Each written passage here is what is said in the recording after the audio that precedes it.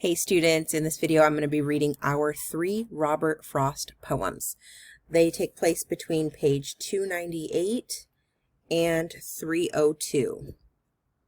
The first one is called The Road Not Taken by Robert Frost on page 298. Here we go.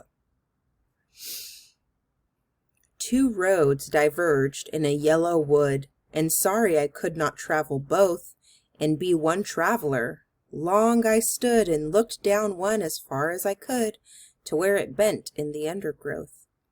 Then took the other, as just as fair, and having perhaps the better claim, because it was grassy and wanted wear, though as for that, the passing there had worn them really about the same. And both that morning equally lay in leaves, no step had trodden black. Oh, I kept the first for another day. Yet, knowing how way leads on to way, I doubted if I should ever come back. I shall be telling this with a sigh, somewhere ages and ages hence. Two roads diverged in a wood, and I took the one less traveled by, and that has made all the difference. All right. Next one is called After Apple Picking. When you listen to me read this one, and it's a little bit longer than the last one, and then Birches is a little bit longer than the next one, so they kind of go in order. As you listen to this one, I want you to think of something, of a time that you did something for hours and hours and hours, and it kind of exhausted you, and you basically just did it until you collapsed in sleep, essentially. And then maybe it was even in your dreams because it just filled your day and filled your mind the entire day. That's what this is kind of about. After Apple Picking by Robert Frost, page 299. My long two-pointed ladder's sticking through a tree toward heaven still, and there's a barrel that I didn't fill beside it, and there may be 2 or 3 apples I didn't pick upon some bough. But I am done with apple picking now. Essence of winter sleep is on the night, the scent of apples I am drowsing off. I cannot rub the strangeness from my sight I got from looking through a pane of glass. I skimmed this morning from the drinking trough and held against the world of hoary grass. It melted, and I let it fall and break. But I was well upon my way to sleep before it fell, and I could tell what form my dreaming was about to take. Magnified apples appear and disappear, stem end and blossom end, and every fleck of russet showing clear. My instep arch not only keeps the ache, it keeps the pressure of a ladder round. I feel the ladder sway as the boughs bend, and I keep hearing from the cellar bin the rumbling sound of load on load of apples coming in. For I have had too much of apple picking. I am overtired of the great harvest I myself desired. There were 10,000 fruit to touch, cherish in mind, lift down, and not let fall. For all that struck the earth, no matter if not bruised or spiked with stubble, went surely to the cider apple heap as of no worth. One can see what will trouble this sleep of mine, whatever sleep it is. Were he not gone, the woodchuck could say whether it's like his. Long sleep, as I describe its coming on, or just some human sleep. All right, so he's just getting really drowsy there at the end. Kind of fun.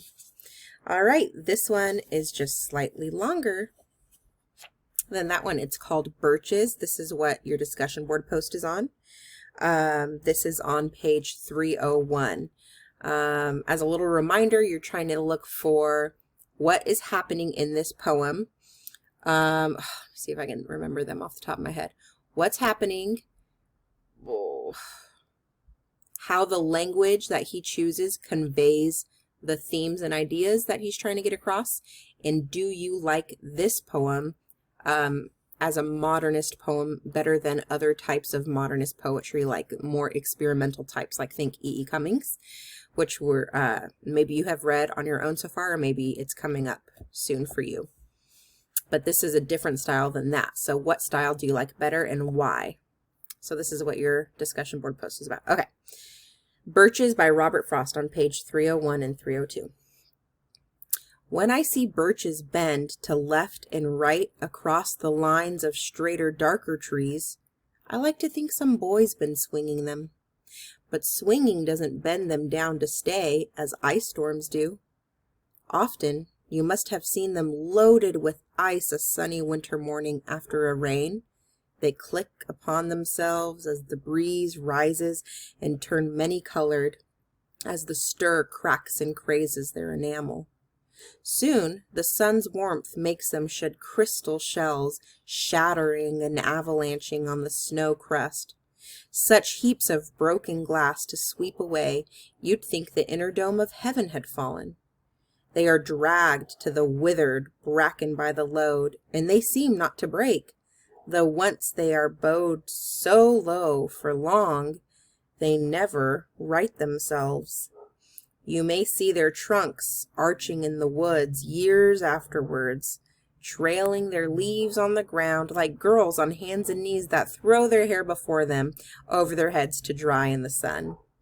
But I was going to say, when Truth broke in with all her matter-of-fact about the ice storm, I should prefer to have some boy bend them as he went out and in to fetch the cows, some boy too far from town to learn baseball, whose only play was what he found himself.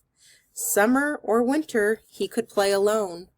One by one he subdued his father's trees by riding them down over and over again, until he took the stiffness out of them, and not one but hung limp, not one was left for him to conquer.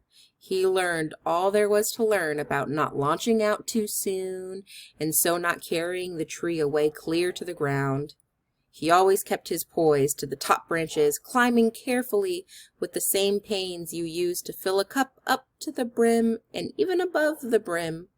Then he flung outward, feet first, with a swish, kicking his way down through the air to the ground. So was I once myself a swinger of birches, and so I dream of going back to be.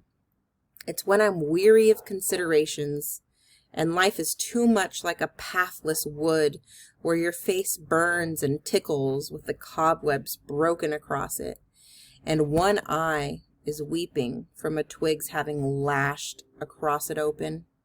I'd like to get away from the earth a while, and then come back to it and begin over. May no fate willfully misunderstand me, and half grant what I wish and snatch me away, not to return. Earth's the right place for love. I don't know where it's likely to go better. I'd like to go by climbing a birch tree, and climb black branches up a snow-white trunk toward heaven, till the tree could bear no more, but dipped its top and set me down again. That would be good, both going and coming back. One could do worse than be a swinger of birches. All right, there are our 3 Robert Frost poems. Thanks for listening and have a great day.